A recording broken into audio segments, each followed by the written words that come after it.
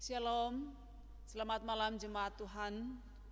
Bersyukur atas pemeliharaannya yang terus kita alami bersama hingga pada saat ini.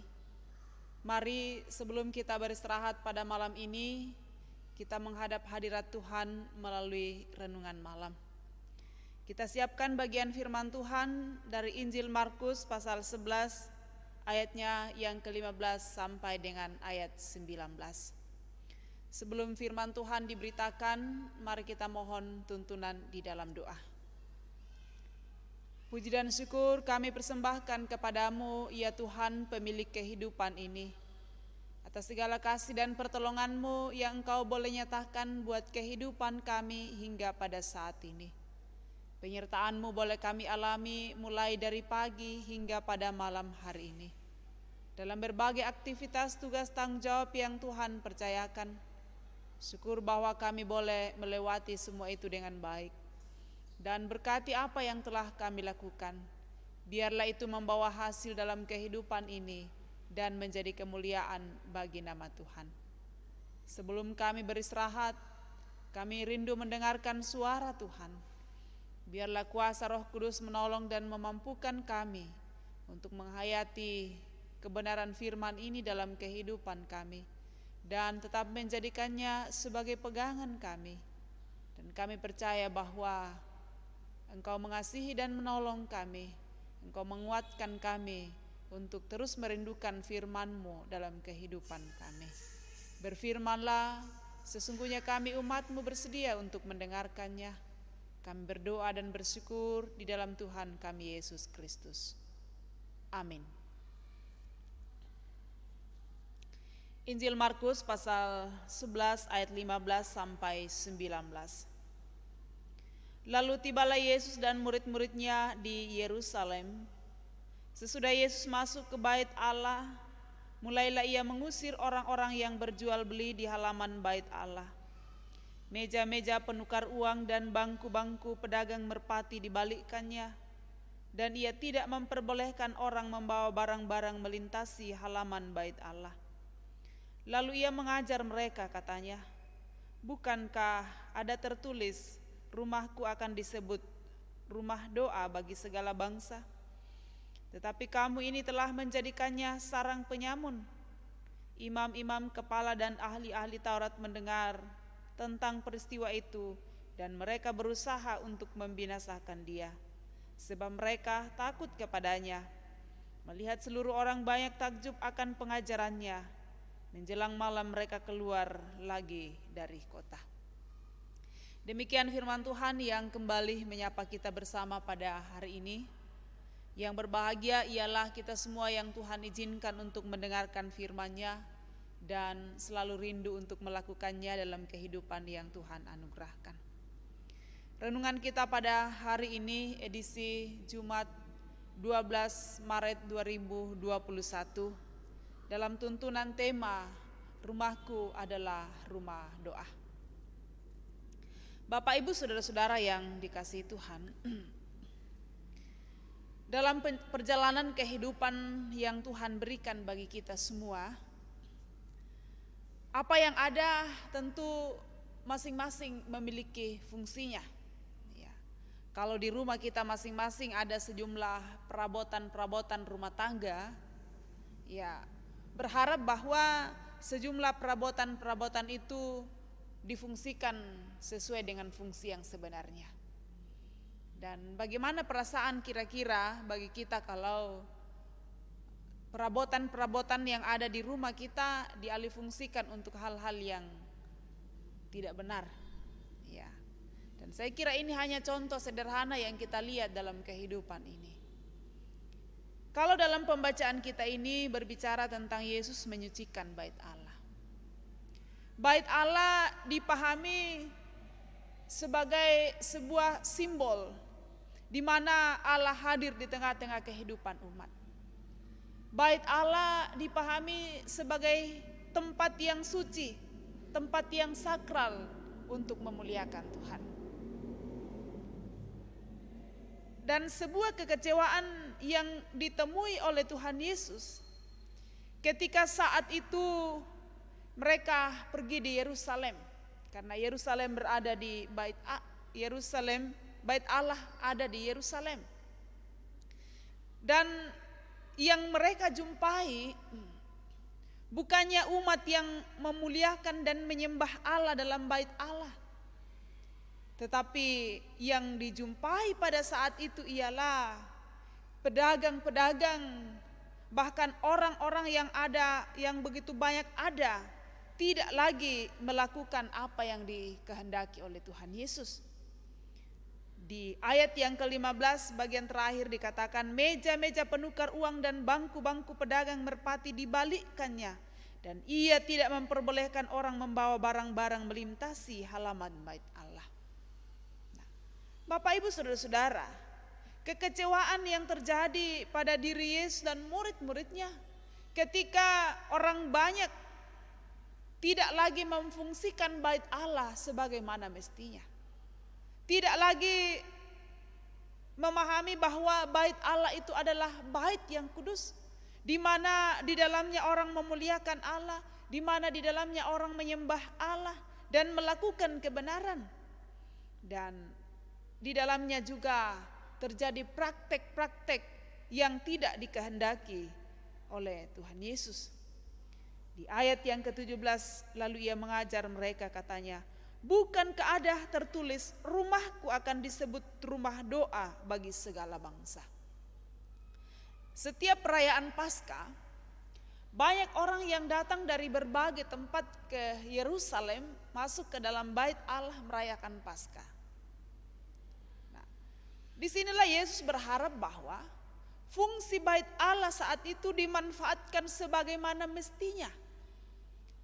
Tetapi ternyata bahwa orang-orang banyak menganggap sepele dan menjadikan bait suci itu bukan lagi sebagai rumah doa, menjadikan bait suci itu bukan lagi tempat untuk memuliakan Allah, tetapi tempat untuk melakukan hal-hal sesuai dengan keinginan mereka. Belajar dari peristiwa yang dilakukan oleh Tuhan Yesus di bait Allah tentu akan mengajarkan kita selaku anak-anak Tuhan bagaimana kita memahami bahwa bait Allah adalah simbol kehadiran Allah di tengah-tengah kehidupan umatnya. Sehingga dengan demikian selalu ada kerinduan kita, keinginan kita untuk menjadikan bait Allah itu sebagai tempat yang kudus, tempat yang suci. Di dalamnya anak-anak Tuhan diberi kesempatan untuk memuliakan Dia. Di dalamnya anak-anak Tuhan diberi kesempatan untuk menyembah Dia. Sehingga Yesus tidak akan marah untuk melihat kehidupan kita ketika baitnya kita fungsikan dengan baik. Ketika rumahnya, ketika kediamannya kita manfaatkan sebagaimana yang Ia kehendaki. Bukan untuk tempat hal-hal yang tidak dikehendakinya, bukan untuk tempat melakukan sesuai dengan keinginan kita, tetapi tempat melakukan apa yang Tuhan inginkan dalam kehidupan kita sebagai anak-anaknya. Dan semoga kita tetap merindukan bait Allah dalam kehidupan ini. Kita tidak bisa pungkiri Bapak Ibu Saudara-saudara bahwa dalam 1 tahun terakhir ini aktivitas kita dalam hal ibadah dilakukan di rumah masing-masing. Tentu dengan harapan kita bahwa ke depan kita diberi kesempatan untuk kembali menjadikan bait Allah ini sebagai tempat untuk kita bersama-sama berkumpul, memuji dan memuliakan Tuhan.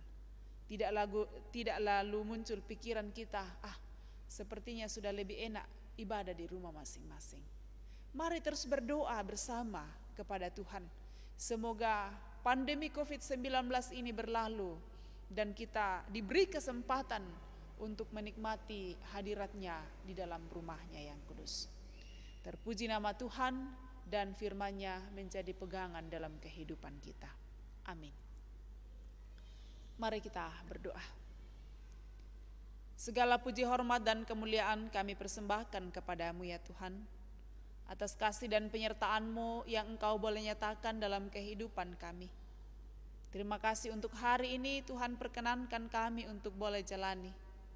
Terima kasih untuk penyertaan-Mu mulai dari pagi hingga pada malam ini. Apa yang kami lakukan kiranya itu membawa sukacita dalam kehidupan ini dan menjadi kemuliaan bagi nama Tuhan. Terima kasih untuk kehadiran Tuhan dalam kehidupan kami melalui firman yang boleh diberitakan pada malam hari ini. Terus mengajarkan kami bagaimana kami memfungsikan rumah Tuhan sebagaimana Tuhan kehendaki. Bagaimana kami selalu punya kerinduan untuk menjadikan rumah Tuhan sebagai tempat untuk memuliakan Tuhan.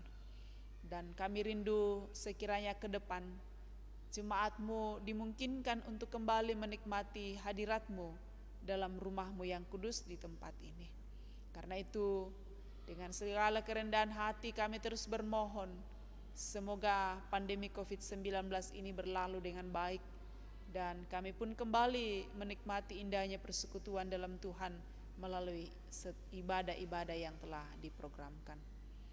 Kami berdoa kepadamu untuk kehidupan jemaat-Mu. Berkati mereka dalam berbagai keberadaan masing-masing. Ketika mereka bergumul karena berbagai perkara kehidupan, biarlah tangan Tuhan akan terulur untuk menolong dan mengasihi mereka. Dan kami percaya bahwa pergumulan kami tidak akan pernah melebihi kasih Tuhan yang luar biasa. Di balik setiap pergumulan, ajar kami untuk terus melihat kebaikan Tuhan yang boleh dinyatakan. Demikian untuk berbagai sukacita yang kami boleh alami, Tuhan sempurnakan semuanya itu. Baik melalui pertambahan umur, melalui kesembuhan dari penyakit, ulang tahun pernikahan, kesuksesan dalam pekerjaan ataupun pendidikan. Mohon Tuhan menyempurnakan semua itu dan terus mengajar kami untuk bersyukur atas perkara-perkara yang Tuhan boleh nyatakan dalam kehidupan kami. Kami terus berdoa untuk kehidupan rumah tangga kami masing-masing. Berkati kami selaku ayah dan ibu untuk terus menjadi pendamping yang baik bagi anak-anak. Dan berkati anak-anak kami untuk meraih masa depan dengan baik. Baik mereka yang masih dalam proses pertumbuhan, mereka yang masih sekolah, dan juga mereka yang sudah bekerja. Kiranya tetap terpelihara oleh Tuhan, dan kehidupan mereka pun berkenan bagi Tuhan. Juga kehidupan kami dalam persekutuan di tengah jemaat, biarlah kami saling mendukung, menguatkan, dan menopang satu dengan yang lain. Lewat persekutuan jemaat Tuhan Gereja Toraja Tamalate, kami akan senantiasa merasakan sukacita dan berkat-berkat-Mu pun akan terus tercurah bagi kehidupan kami. Kami bersyukur ya Tuhan untuk penyertaan-Mu yang boleh dialami oleh pemerintah sehingga sekarang mereka sementara melaksanakan vaksinasi. Biarlah kiranya semua yang terlibat langsung dalam pelaksanaan vaksin ini boleh berjalan dengan baik. Pihak pemerintah, bahkan juga tim medis dan juga masyarakat, kiranya kerjasama yang baik akan terus terbangun dan semoga saja vaksinasi boleh berjalan dengan baik dan masyarakat yang menerimanya pun boleh memperoleh kesehatan untuk kami boleh bersama-sama menjalani kehidupan ke depan dengan baik. Malam ini kiranya boleh berlalu dengan selamat sejahtera. Esok pagi Tuhan pelihara kami supaya kami boleh kembali beraktivitas sebagaimana Tuhan izinkan bagi kehidupan kami. Terima kasih ya Tuhan. Kami berdoa dan bersyukur kepadamu di dalam Tuhan kami Yesus Kristus. Amin. Demikian ibadah kita. Terima kasih. Selamat malam buat kita semua. Salam sehat. Tuhan memberkati.